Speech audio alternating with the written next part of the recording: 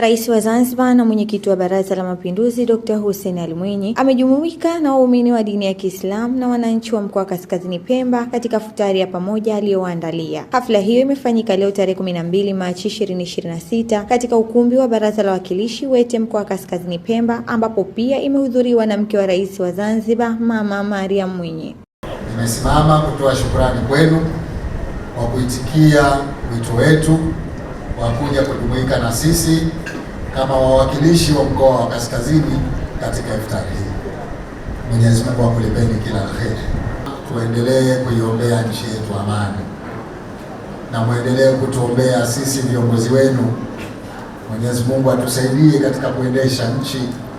Changamoto za dunia zimekuwa nyingi.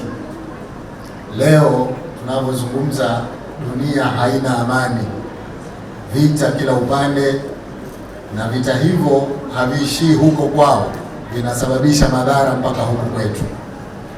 Wanapokuwa kuna vita Mashariki ya Kati, maana yake sisi mafuta yetu ya petroli na diesel huwa yanatoka kule. Maana yake kuna uwezekano baadaye kuja kupanda bei ya bidhaa hiyo.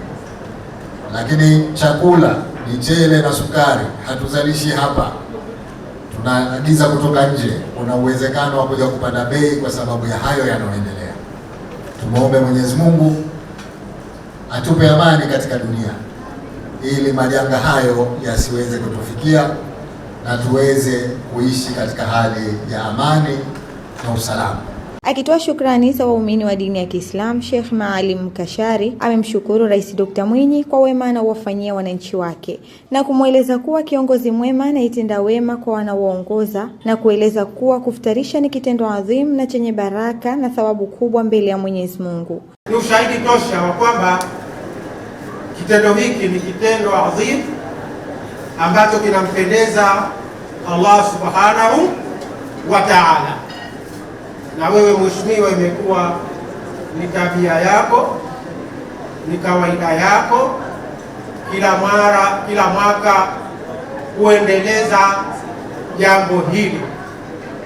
Kwa kweli tunakushukuru sana, na tunamuomba Allah Subhanahu wa Ta'ala kwa kufanya kwako hivi iwe ni kafara ya makosa yako yote.